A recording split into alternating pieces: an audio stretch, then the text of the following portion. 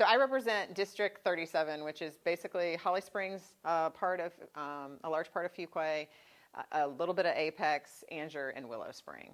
I am from Chapel Hill, went to Carolina 3 times for undergrad, and then I got a dual degree in law and social work there. So they have all of my money and student loan debt and all of my love. So I am also a practicing family law attorney here in Wake County. And when people ask me what I do, I say I do SAD law, because I pretty much only deal with child welfare issues. So when DSS gets involved with families who are dealing with abuse, neglect, dependency with kids, then I also represent families in custody cases, child support, divorce, etc. So people oftentimes come to me the worst time in their lives. My entire goal is to try and have them leave my office in a better place than I found them. And so one of the reasons why I decided to go ahead and run for office is over the past 15 years of representing clients from all walks of life, what I continually see day in and day out are individuals who work every single day, put in their sweat equity, but at the end of the day are left with too little in their paychecks and not being able to provide for their families. I have some individuals who are dependent spouses, which mean the supporting spouse during the marriage supported them, provided all of the money. The person usually is like a homemaker. They don't have an education, so they get out and they're making $7.25 an hour at minimum wage. They can't continue to live in their homes. They can't continue to have their kids go to the same schools. And so they're forced to actually reinvent themselves, oftentimes at the age of 45 or 50, trying to figure out what to do and how to make ends meet. And most couples, a lot of couples now are just divorcing and dividing debt. They don't have assets. And it's not because these individuals are lazy. It's not because they decided they just didn't want to work or better themselves through college like you all. They simply just don't make enough with regards to the money that they have and the income that they can make at their jobs. Many of them are college graduates, in which I will say to all of you, you are doing a genius thing by going ahead and getting credits here instead of sometimes going to a 4-year university and spending a lot more money to frankly come out with a lot more debt. A degree is a degree regardless of where you go. And so I think that the model that Wake Tech has and also a lot of the California schools are that you go have your 2 years of general college and then you transfer to a larger university. And so that is a model I think that we in North Carolina are very fortunate to have with regards to our community college systems, and we need to continue to invest in them. But with having said that, I just became very frustrated with all of my clients day in and day out that come in. Their sweat equity is given to their businesses and their companies, but at the end of the day, they can't meet their needs. And so as a social worker and as an attorney, I figured that there are individuals in the position that currently at the General Assembly, there are a lot of older legislators that just don't have a perspective of how much daycare costs. I have 2 kids. When I was paying for both of them, they're 6 and 8, but in preschool when they were both in there, I was paying $2,400 a month for their daycare. $2,400. Okay? So the legislators that I work with and my colleagues, many of them are retired. You know, they talk about their grandkids because they said I didn't do this for a living. I did this when I retired. It was not necessarily a retirement plan, but they said, now I'm retired, I've got some free time, why don't I go ahead and serve? Well, the problem is that when you have a government that is represented by a select group of individuals, those who are retired, they're oftentimes displaced and out of touch with what's going on with everyday individuals. So you may have had children at some point and had daycare, but it wasn't $2,400 because that happened to be 35 years ago, right? So there's some things that benefit having a diverse group of individuals working at the General Assembly to represent everybody. I think government should look like the individuals that live in the state. Unfortunately, in North Carolina, that is not necessarily the case, but it's getting better. So long and the short, I decided to go ahead and run because I just became frustrated with the policies that were being put out and figured that they needed to have a different sense of individuals and what the needs were of families. And given the fact that I represent many of those families because I do court-appointed work, so I represent indigent clients who can't afford counsel, and then I represent wealthy individuals who are dividing 4,000 bottles of wine, right? So like it runs the gamut. And so in that vein, I just figured that why not be a person that could step forward and try and actually affect policy in a different way than I was trying to work with one family at a time. If we put policies in place, it could help every single person in the state of North Carolina.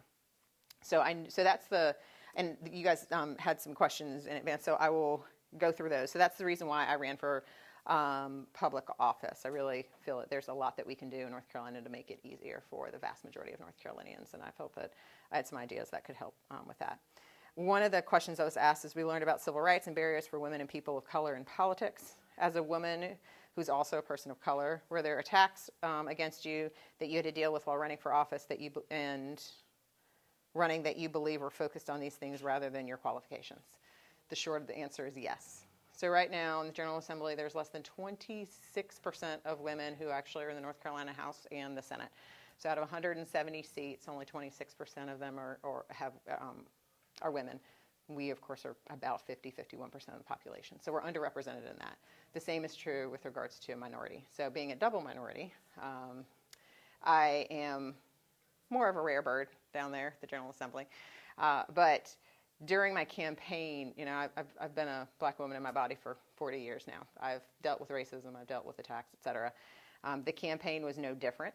I was running against a gentleman, and unfortunately, the opposing party, and not necessarily my opponent, had very heavy-laden racist attacks on me on a regular basis.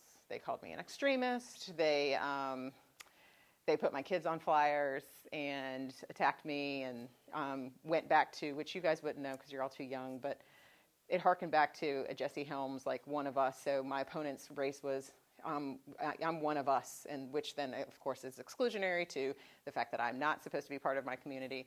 I'm rare in the sense that I am one of probably 4 minority representatives who represent a majority white district. So historically speaking, in North Carolina, most minority representatives are representing heavily Democratic districts or heavily minority districts.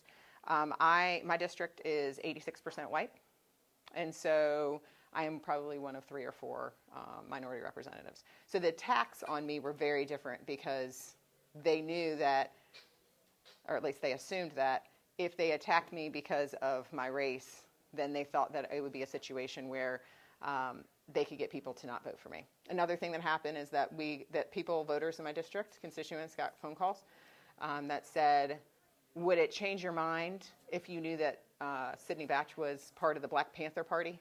And would it change your mind if you knew that she supported Black Lives Matter? And so in that vein, right, like, first of all, I'm 40, so I couldn't be part of the Black Panther movement because I wasn't born yet. So that's the first problem. But the second issue is that all of the race was just laden, like every single day it was just something different. Now, my perspective is I stuck to my issues. I did not ever address race. I never talked about race. I never talked about the unfairness of the push-polls and the things that my opponent was doing, because I think that constituents deserve to know why you're running, what your platform is. And so I did not allow that to distract me from what was happening. So I avoided those questions. When they were asked, I went ahead and I pivoted back to my issues. I don't think that there's any value in calling out racism for racism in my race. I just felt like it was more important for me to stick to my issues. I won, so hopefully that strategy worked. I'm running again, so we'll see what happens. But at the end of the day, I just didn't feel that there was a value in me actually addressing it. But to be clear, it was absolutely laden in every single thing that happened in my race. So it's unfortunate. It's the way of the world. The other thing that I would say is that women who are running for office have to be asked 7 times on average before they'll run. 7 times. Men, you ask, and most of you will step up and run and say, yeah, why not? And so women in the room, one of the best books that I've ever read is The Confidence Code. And I will make sure that I send your professor the link to that. But it was an excellent book about why women in our society, based on many factors, don't run for office, don't get promoted, don't get paid the exact same amount, et cetera. But it was an excellent book that I ran right before I decided to run with regards to how women in society, unfortunately, are treated differently and what we can do as a society to make it better, both men and women. But we have to be asked 7 times to run, and that is a lot. So we already have an uphill battle with regards to that. Some of the other challenges is that I've got 2 boys. They're 6 and 8. I work for myself. My husband's one of my law partners, so I'm very fortunate to have a supportive husband. But a lot of people aren't going to be able to, in our society, to be able to just go ahead and say, you know what, I'm a teacher. I want to run for office. Well, we have a part-time legislature. We're supposed to be in the 2 years that we serve. The first year is the long session. We're supposed to be in there for 6 months. The second year, we're supposed to be in for 2 months. We are in almost November, and we are still in session. and we're in session, that means that we meet on Monday nights, Tuesday, Wednesday, and usually Thursday. So I have had to, in my law practice, have my associate attorney litigate some of my cases, and I, for the most part, am in session from Monday night until Thursday in the midday for the past 10 months, right? So how is a teacher going to do that, right? How is anyone that doesn't actually have an employer who doesn't care to let their employee go away for 10 months be able to serve? And so the other challenge with regards to a citizen-run legislature of part-time legislators, which is what we have in the model, other states have full-time legislators who get paid $85,000 a year. So you could have all people from walks of life, right? You could have teachers. You could have business individuals. You can go ahead and have a dentist. You can have whoever you want because they could actually do it for a full-time job.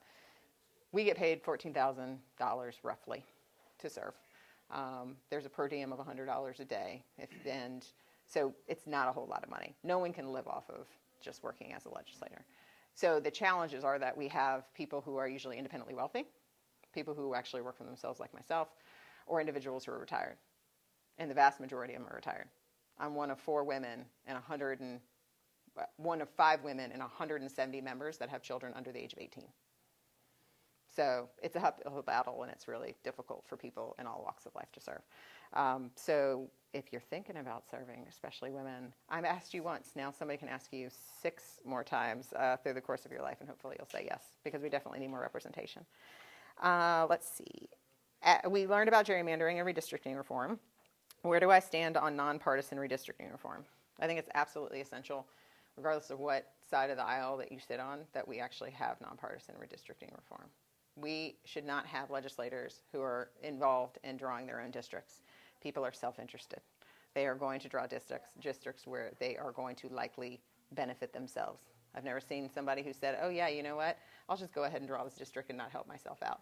Even in the most recent decision, which the courts have affirmed the decision yesterday of the new maps that the General Assembly drew based on the legislation and the lawsuit that actually occurred last year, the maps are now set for the House and for the Senate. But even in that process, when it had to be public for every single person to see, and you could see on live stream, and the cameras were on all the time, you saw legislators who would go in, and you would have them lean over and look at staff and be like, no, I need that precinct. And they need that precinct because they know that that is a precinct that will allow them to have more votes. This is the reason why we should not meddle in the actual process. I truly believe citizens need to represent themselves and pick their legislators, not their legislators picking them. I had a very fulfilling life before I got here, right? I'm going to have a fulfilling life when I leave the General Assembly. This is not going to define me. It's not going to define what I do. And unfortunately, there are people there that have been there for a very long time. They like power, and this is what defines them. The problem with that is that those individuals are self-interested and make sure that they draw maps sometimes in their own favor, which is obviously not the way that it should be. And so there's a lot of discussion, and there are about 7 bills floating around right now about nonpartisan redistricting reform. And it's going from anything to a constitutional amendment, which would allow for a commission to set up, to allowing for a commission, but then with the input of the legislature. Right now, the legislature is the only person who could approve maps. So and we have to pass legislation to then remove it from the power of the legislature. Right now, it doesn't seem like there's an appetite for that. And so in 2020, when the census comes out, the new maps for the next 10 years will be set. You can only actually draw maps every 10 years. It's what we have in our Constitution in the format. So in 2020, whoever's sitting in the seats in the Senate and the House, if we don't get a nonpartisan redistricting reform bill, those are the individuals who are going to draw the maps. We've seen over the course of years, both Democrats and Republicans are both bad actors in this. Whoever is in charge usually draws the maps to their favor. That is the reason why it's very problematic that we continue to have legislators meddle in the affairs of the maps, because we've seen that bad actors in power are going to do what they think is most important for them. So I absolutely support redistricting reform. A major theme throughout class has been increased polarization in U.S. politics. Have I found it easy to work with members of the opposition party or the opposing party, which I'm a Democrat, so this would be the Republican Party, and have I sponsored or co-sponsored any bills with opposition members? The most unfortunate part, people say, what do you like about serving? It's like, I love government. I hate politics. we could remove the politics out of it, we would have much better legislation. If people weren't worried about pandering to whatever group they need to do or who they need to talk to or whether or not they're going to win based on how they vote on something, we would have much better government. And if people didn't care, right, and if they would just stand up and do what's right and what's principled for their constituents, because the bottom line is, you might have a personal belief, but what do your constituents believe? You're there to serve your constituents, not your individual beliefs. That's how I feel. So I have a district that's 50-50, right? At any given point in time, however I vote, I'm probably pissing off 50% of my constituents on any given day, right? But I have been appointed and I have been chosen by them to represent them. So I may have personal beliefs that I hold near and dear to my heart, but that does not mean that I can decide, I believe, that I can go ahead and say, you know what, I'm not going to go with what my constituents believe. I'm going to go ahead and do whatever I personally believe. I don't think that that's proper. Having said that, I think that prior to the override budget veto that happened on September 11th, and I don't know if any of you guys followed that, but prior to that decision, I think that there was a lot of bipartisan, well, I won't say a lot, there was decent bipartisanship on both sides of the aisle trying to work together. One of the bills that I filed was a social work bill. I'm a social worker. We need to change the licensure. There's nothing exciting about the bill. I will not waste your time and bore you on that. However, one of my primary sponsors is a Republican co-chair of the Health Committee. She's also a nurse. And so we find individuals on a regular basis to go ahead and co-sponsor. For myself, if I was filing a bill, I tried to find not only a Democratic primary sponsor, you can have 4 in every bill, but I tried to find 2 Republicans. Some Republicans don't want to be on your bills, right? So there's some bills that they just fundamentally are not going to sign off. So we have a bill.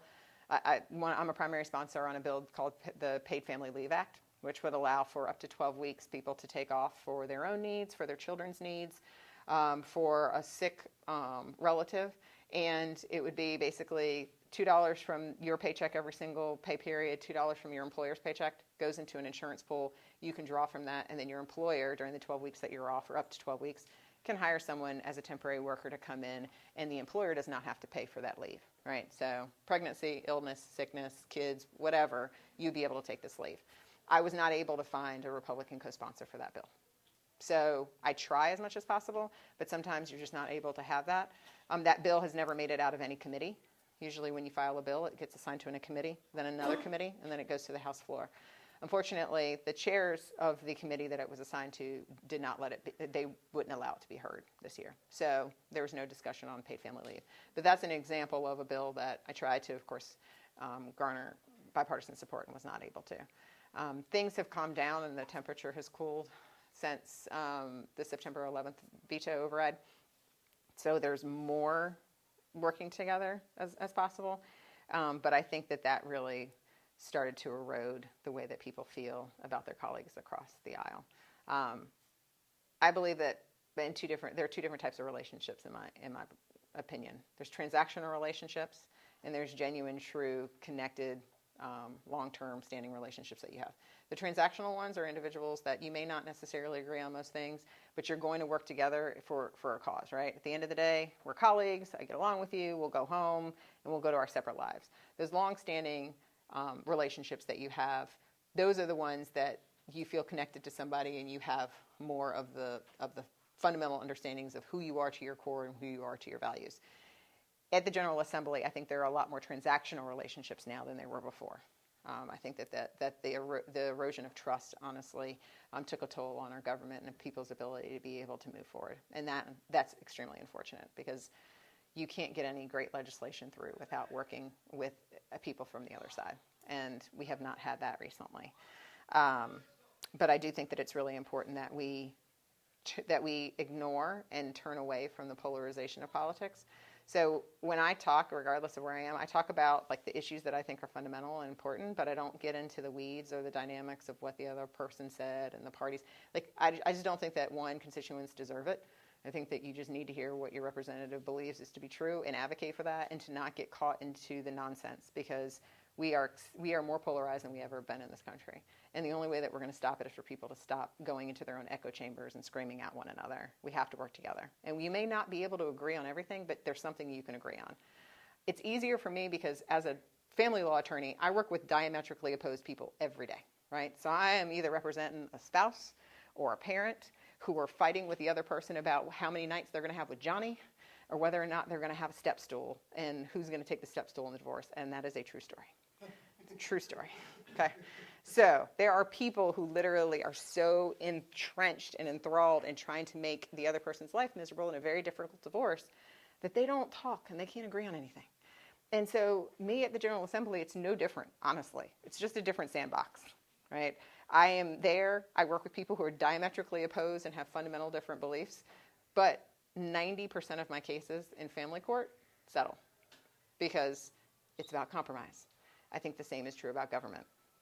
Everyone needs to come to the table, sit down, include the stakeholders, have a conversation, and at the end of the day, no one leaves the table without getting something and giving something. Because our state is not a state that's completely blue or completely red. I mean, we have also a very mixed, equal, a pretty 50-50 state with regards to party. And actually, if you really look at it, most people aren't actually putting Democrat or Republican, they're unaffiliated. So we have a very diverse state.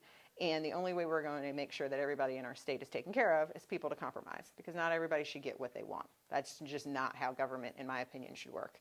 You should have to work with everybody in order to try and fashion some deal that everybody can deal with. So for me, it's much easier. I mean, it's just a different day because I'm just with diametrically opposed individuals down there at the General Assembly versus being in my office. So I think that as a lawyer, it has been easier for me to use the skills that I have as a litigator and as a mediator to do the same thing in the General Assembly. So I've been able to go in, and I'm one of the members of the Judiciary Committee, and when bills come through, I go and I talk to the primary sponsors, and I say, hey, you know what? We need to file an amendment on X, Y, and Z. And I say, if you do this, then I think that we can carry the votes and we can get this out of committee, et cetera. So I'm even negotiating on bills that I don't necessarily believe in or like, but I think that there are improvements that can be made. Right? The bill's going to get through.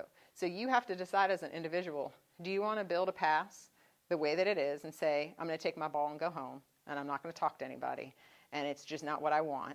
Or are you going to try and work with the group that is currently in power to try and make the bill as great as possible? That is what I have chosen to do. And so, I don't have any sense in any way, shape, or form of having to get credit for things. An example is the social work bill that I filed. I filed it this year. It had my name on it. It was not moving for political reasons that I won't get into. So they gutted my bill and put it into a Republican bill, and it's going to get passed. And I don't care, because I don't need to take the credit, because I just need good legislation to get passed, right? I don't need to be a peacock. I don't need to tell everybody how great I am. I just need work to get done. And if that means giving someone else the idea and the credit, I'm more than happy to do that.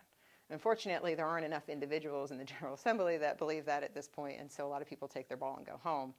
And so when we're looking at fashioning good legislation, especially bipartisan legislation, people have to be willing to get out of their own way and to do what's right for their constituents. Let's see. And so in general, yes, I have found it easy to work with most actually members of the Republican Party and have colleagues that I can call and say, hey, let's go ahead and work on this piece of legislation. And I think that when you build trust with individuals and actually just respect, I mean, get rid of trust. If you have respect and they know that you're there for the right reasons and that they can trust that you're going to do the right thing, then we can get actually a good amount of legislation done. One of the other questions was, do you feel pressure to vote with the platform of your party over your own principles? If that has not been... If there has not been a conflict between this thus far, do you see yourself voting against the pressure from your party when it comes to principle? So this is an excellent question. What you have seen is a lot of bills that are that sometimes the most controversial that fall under, frankly, like partisan lines, right? All the Democrats vote this way, all the Republicans vote this way. 90% of legislation in the General Assembly actually gets passed almost by like 100%. Right? So it's only the 10% of bills that you hear in the news that people are fighting over. So for the most part, we actually are all agreeing on the legislation that gets through. It's for those 10% that are really problematic. So there are a couple of times this year that we have had to take some tough votes about how we feel about certain things, of which I haven't agreed with my party and other members of the Democratic Party haven't necessarily agreed with. And I voted the way that I think that I should vote based on my constituents. So I've already done that this session. And I hope that I will continue to do that over the course of time. I think that if you always step back as a legislator and realize who your constituents are and what's going to be best for your community, it's going to be easier for you to make that decision. And you can always say it's not about me, because it shouldn't be about you. You were there to literally represent. I mean, right now I probably represent 110,000 people. I'm only supposed to represent 70. But Southern Wake County is growing so rapidly fast that there are a lot of people that are moving into that area. So I've got to look at those 110,000 people that said, hey, you represent me, and see what's best for them. I wish that there were more individuals, frankly, at the General Assembly that would do that. But I think what happens is that the longer that you're there and the more power that you have, some people lose focus of why they're there in the first place. And so they end up making decisions to stay in control or to stay in power versus just doing what I think is morally right. And so I'm new, the kid on the block. I've only been there for a year. Like I said before, I had a very fulfilling life beforehand. My life is not going to end. I will not be devastated. I mean, it's unfortunate if I don't win next year. You know, I'm not saying that I don't want to win. I'm going to run again. I think that there are things that we can do in our state, but it also just doesn't define who I am. So I don't feel like I'm beholden to my party. A lot of times I agree with the party, but when I haven't, I've pushed back, I've filed amendments, and I just take my lumps. And at least I'm still respected by my colleagues because they know principally this is where I stand. And I think generally as a caucus, people have made their decisions, and there have been times where, you know, for instance, the budget debate. Everybody's talking about the budget debate. There are Democrats that voted with the budget, right? So there are more. Right. What I have seen is there are significantly more individuals that will vote the way that they need to than I expected to with regards to party. So that's refreshing that there are people that will still do the right thing. And let's see. We've learned about representative styles. How much pressure do you feel from your constituents? Are you willing to say what's right, even if it means losing a few votes? So my constituents, I get emails a lot from constituents, and I get emails a lot from other people's constituents. When a bill comes onto the floor, they know that we're about to vote on it. You get inundated with emails. And so I get both opposing and I get both sides opposing and for emails with regards to whatever that legislation is. The pressure, I don't think that there's not a significant amount of pressure, frankly, from my constituents. I'm fortunate to have kind ones. Social media makes it a little harder because you'll have people who troll you on Twitter and troll you on Facebook, and I hate both, so I never know what they're talking about. In politics, and I think in life, I don't care for the opinions of people that I don't care for. So if you're going to troll me on Facebook or tell me that I won't even tell you some of the things that they say about me, but you can imagine, just take the race and then just put that into the fact that I'm serving and all the things that they did necessarily during the campaign, and you can imagine the flavor of emails that I get, or sometimes hate on Facebook. It is what it is. People have their right to their opinion. It's not going to bother me. I've pretty much heard worse throughout my life. So for me, I think that it's important to talk to constituents. And then when I voted a way that a constituent doesn't want to vote, I don't hide from it. I just say, this is the position and this is the reason why I feel. And we can disagree without being disagreeable. That's not happening these days. I think there needs to be a heck of a lot more of it, frankly, in our society. But I have had the opportunity to speak with constituents who have not liked a position that I've taken. So for instance, there is a bill that was passed through legislation, and it was intended it's called death by distribution. That bill came through judiciary, and one of the things that the bill would do is to go ahead and you could charge the person who distributes a drug that subsequently kills that person with murder, okay? The bill first said distribute or sell. Well, distribute's problematic because if you're a friend that's just using drugs recreationally and your friend overdoses, you could be charged with murder. That was not the intention of the bill sponsor. So I went to the bill sponsor and I said, I've got a problem with this bill. I can't support it. I don't think that my colleagues will support it because it will allow for spouses, kids, recreational users to be charged with murder. If you really want to go after drug dealers, then you should actually go after drug dealers. So I drafted an amendment, and I filed that and worked with the party, and we changed the bill to say sell, not distribute. So therefore, you actually had to have some actual monetary exchange with regards to the sale of the drug. I had advocates who were coming out, validly so, to say, we have a Good Samaritan law in North Carolina. Previously, if you called and you said, hey, my friend is overdosed, come get them, and then the police showed up at the scene and you had a minor possession of drugs, they wouldn't charge you. But if you had a lot of drugs, they could still charge you, right? So our Good Samaritan law has allowed for us to be in a position where you don't let somebody die simply because you're afraid that you're going to be criminally charged because you were somewhere. A lot of the individuals that were opposed to this bill said that they were very concerned about the fact that if you actually implemented this bill, that people would cut and run and leave their friends and leave their spouses and their girlfriends and their boyfriends and whoever they were using with to die and to not call the police because they would be charged with death by distribution. That was a valid point. However, one of the things that I had to tell some of the constituents who were upset with the fact that I voted for the bill is that I knew that the bill was going to get through. I worked extremely hard on trying to make sure that we remove the provisions with regards to just the distribution part and made it as good as it was going to be with regards to trying to provide for going after the drug dealers. There are cases in Ohio and other states where 21 people have died in one night because of a bad batch of drugs, right? That's 21 individuals. If we are going to look at it from a market perspective, if I say, hey, drug dealers out there, if you just make your drugs safer and you don't put fentanyl in them and you don't kill 100 people, you won't be charged with murder, right? You might be charged with distribution if you get caught.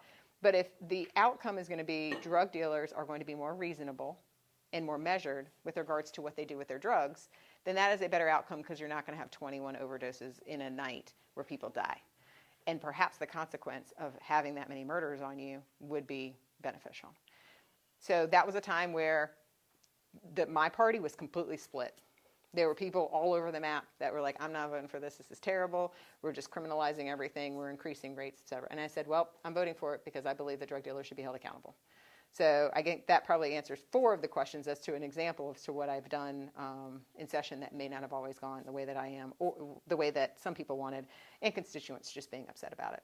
And I do understand the Good Samaritan issue, that at the end of the day, I still felt that the law was better than the unintended consequences that may come from that. And then one of the questions that you said that was asked is, you seem to support a lot of social issues like access to substance abuse treatment, raising wage, better access to broadband. Are these straight issues, or do you believe that there are secondary benefits to addressing these problems? So I absolutely believe there are secondary benefits. As I said from the beginning, one of the things that I think is really important is that when I'm representing clients with the 4,000 bottles of wine to the I don't have 10 cents and I am homeless, the one thing that connects most of them are access to resources. Some have more access to others. So clearly, if you've got 4,000 bottles of wine, you probably have really good health insurance. You live in a really nice house. You've got some things that are going for you. But you also might have substance abuse issues in that family. You may have access to substance abuse treatment, but the person on the end of the scale does not. If we look collectively at legislation and we look to help the vast majority of North Carolinians, if you have a bill and you say, hey, you know what? This legislation, we need to try and affect as many as possible, then we would have legislation that affects people over the long term and families and individuals. So yes, some of these are social issues, but that's 10% of what we argue about at the General Assembly, but it's 90% of what actually affects people every single day, right? So all of us voted for the state Osprey. Like we had a bill that came through to talk about the Osprey is going to be our state falcon, right? Like that's what we did this year. We had state cookie debate, straight up on the floor, state cookie. That's real legislation. That's absolutely real legislation, right? We've had let them spawn bills about fish and whether or not we have to allow them to spawn for a certain period of time before you catch them. I mean, the entire gamut is run at the General Assembly. But what is lost in the weeds are these major pieces of legislation that can help the vast majority of individuals. And so, for instance, one of the things that you asked about with regards to substance abuse treatment, there are policies that we can put in place that not only allow substance abuse treatment in private with private health insurance companies that are provided now, but also for all of the individuals who've been affected by the opioid epidemic, who does not care about whether or not that it's non-discriminatory. It doesn't have a patent on, oh yeah, you know what? I only care about women or poor people or brown people or rich people. It affects everybody. And so those individuals need to have access to services because in our society, if you have healthy, well-adjusted individuals who are not addicted to drugs, who have access to mental health services, because many of the individuals who are actually addicted to drugs have underlying mental health services that have not, mental health issues that have not been treated, have not been properly diagnosed, then we will have better individuals and citizens in our society who can then produce who can take care of their children, who then lessen the burden on the needs that we need across the board. So when we talk about broadband, for instance, it's a very easy topic. I don't know why it's controversial. There are areas in Wake County that you don't have high-speed internet, like period, end story, that you have gaps. There are the vast majority of places in rural areas that do not have high-speed internet. Kids go to McDonald's only to go ahead and do their homework because we are now in an age in which people need to have access to the internet. That is a situation in which we need to provide broadband internet to all of these other areas so everyone has a fair shot, so that the kids in Wake County or the kids in Pasquotank County have the same chance as the kids in Wake County with regards to what accesses and services they have. And so I think that overall, yes, many of them are social issues, but I think the underlying current to almost every single thing that we do in legislation has some type of ripple effect with regards to how it's going to affect us all. So if you have broadband and you had access in your home, then children would be able to do their work. They would be able to have access to the resources that they need to. They'd be able to get into colleges. They would be able to be more successful. Same is true with regards to access to health care. There are a lot of places in rural North Carolina that have no health care. You have to drive 45 minutes before you get to a hospital. 45 minutes is death for some people, right? And when you get there, you may not be able to afford it, or you file bankruptcy, which is the number one reason why people file bankruptcy is because of medical debt. So if we go ahead and we change and shift the way in which we address legislation and we think about how we can help the most people, I think that you will see a ripple effect in how our society thrives with every single person and not just the select few on either end. Yes? Was the Osprey bill passed? Yes. Yes. So is that like our state bird now? That is the state falcon because our state bird is the cardinal, right? So, you know, because God forbid we not have just one bird. We're going to have a falcon now. And the next thing we're going to have, I don't know enough about birds for another area. The hawk. We're going to come up with a hawk. I don't know. So these are all the things that we fortunately get to do that bring levity to the situation. Let there be light. What other questions do people have? I'm an open book. Anything? No? As far as connections with local government, Mhm. working with local municipalities on getting things done at the state level, how much do you see legislators working with the municipalities? Yeah, it's absolutely essential. So I'm on a committee that's called State and Local Government. And so there are a lot of bills, and the way that our Constitution is formed is that the state government has a lot of control over local governments. And so bills that affect more than just 5 local governments, municipalities, have to go to the state for most of them to be approved.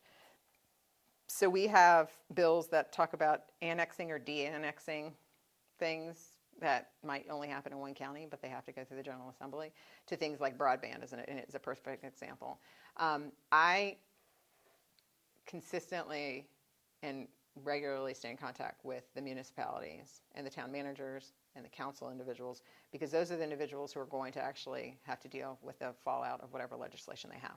So for instance, there was a bill that was filed this year that they were going to allow builders to just clear cut land, cut all the trees, not save any of them, put up houses. One of the things that I heard, of course, and many of us heard, was all of the municipalities were like, heck no, we do not want this. We need trees. We like trees. Some of them are designated as tree cities. I think Apex is like a tree city. So they did not want that legislation. So we worked with all of the municipalities and town managers and individuals there, talked to them, and then, of course, we opposed the legislation. I have not had an opportunity. I have not voted against my municipalities to date, because the synergy and the relationship that you have with local and state is essential, because the laws that we're implementing are going to affect the towns that we live in. And the towns that we live in are going to end up having to either raise taxes, lower taxes, or change their ordinances based on what we do at the state level. So I think it's extremely important that we're constantly working with our local governments. And that's a great point, too, because in municipal elections, y'all should vote next week, Tuesday, or early voting ends on Friday. Plug for making sure that you guys vote for your municipal elections, because what people don't realize is that it really just, it titrates down. The federal government, everybody thinks is the most important. That's what's shiny, that's what's flashy, that's what we hear every single day, that's what we're inundated about. But really, the federal government and the laws that are passed by the federal government do not affect your day-to-day existence in North Carolina. What affects your day-to-day existence is the state level. What we do at the state dictates almost everything that happens in your life. And most people don't realize that until you figure out that feds basically just trickle the money down, the states decide what to do with them. So most of the money that comes through, you have to abide by the federal regulations and the law, but you can implement them so long as they're not illegal. You can put them in any way that you want. So a lot of the funding that we have basically is determined through the state government. The same is true with regards to municipalities. So at the state level, we're handing out money, it trickles down. The municipalities are the individuals that determine what's best for their town. And so those are the individuals that can control what happens with regards to your taxes, with regards to your parks, with regards to ordinances, with regards to local laws, et cetera. And so it's really important for all individuals in that chain to actually have really good communication, because all of those laws affect you one way or the other. And that's why the municipals are really important, because people forget about the fact that they actually have a significant amount of power on your day-to-day living just in your own town.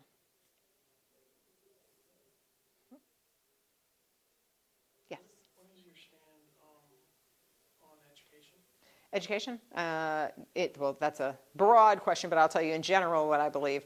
I think that education is a great equalizer, and I think that people need to have the opportunity, kids need to have the opportunity. Our Constitution says that every child has a right to a sound basic education.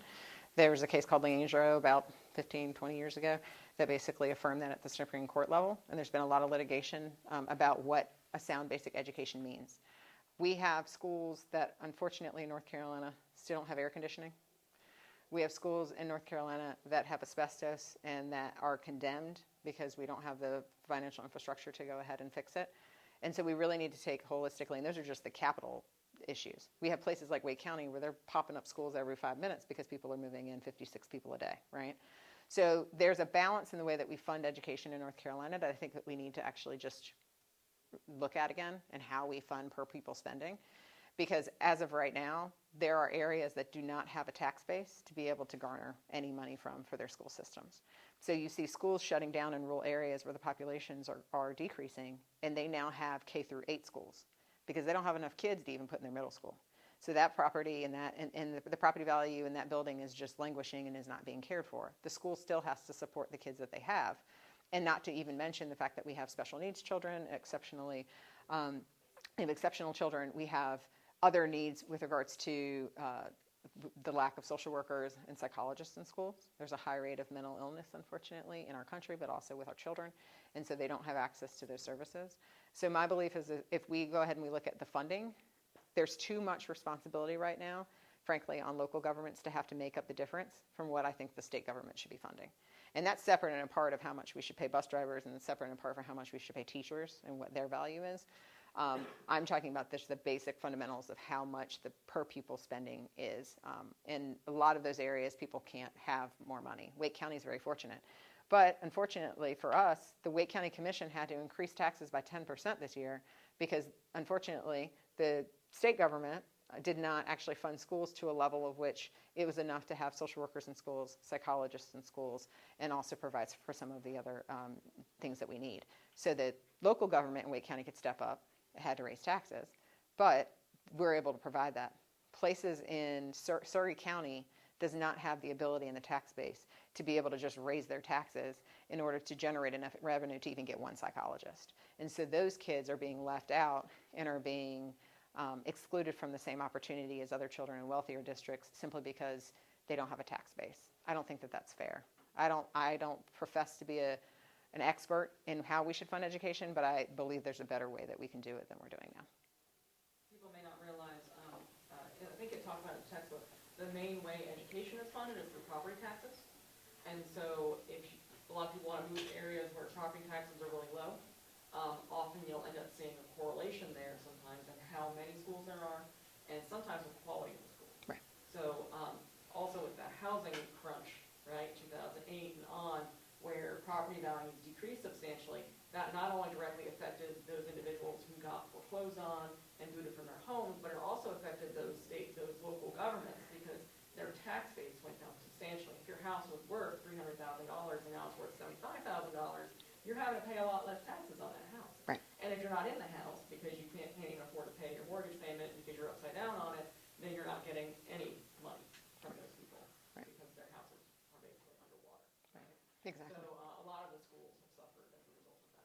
So Wake County benefits because everybody and their mother wants to live here, but they're leaving other places like Surrey County and Pasquotank and other rural areas and leaving them with nothing. And so that's the really hard challenge of trying to figure out how to make sure that we can invest in those schools and those kids aren't just left out simply because they happen to be born to parents who live in Surrey County, and their property value is not, and I'm not picking on Surrey County, I don't know if anybody here from Surrey County, but it is an example of a Tier 1 school. Well, there you go. You would know. And yet they live here, so I'm just saying. So there are a lot of challenges with regards to rural districts, and that's one of the things that I think there's finally synergy from both sides of the aisle, because rural parts of the state need resources. Rural parts of the state right now happen to have Republican representatives. So when Republicans happen to be in charge right now and hold the purse strings with regards to where money is. So the good news is that there's actually been a good amount of legislation that's trying to help those counties because they care about their constituents and they want to make sure that their needs are being met. Budgets are about priorities, and we all have different ways of which we think that we should get to the end goal of funding things. And that's the biggest part of what we do at the General Assembly. But at the end of the day, I think that there needs to be serious conversation, and it's happening more now than it has in the past, with regards to the attrition rate of populations in rural areas that simply cannot come back from it. I mean, there are hospitals that are closing to home maternity wards because the death rate is higher than the birth rate, which is also terrifying for our state because we need people to be here to work to support all the baby boomers that are about to retire. And we don't have an influx of, we have slow growth in rural areas, high growth in the urbanized areas right now. And that's going to be problematic ultimately for all the individuals in the rural areas. And we also have issues with, of course, growth in our area. Housing rates, for instance, is one of the things that you talked about as well. I mean, a lot of people cannot afford to live in Raleigh. I mean, I couldn't, and I'm a lawyer. And I moved out of Raleigh because I was like, I couldn't afford a backyard for my kids to play in. So we ended up moving out to Holly Springs. But now Holly Springs, since we've gotten there, is ridiculously expensive. And most people can't live in Holly Springs. So everybody keeps on moving out because of the urban sprawl. And it's created a dynamic where it makes it very difficult for people to be able to afford their housing. Any other questions? All right. Okay. Thank you very much. You're very welcome. Nice to meet you all.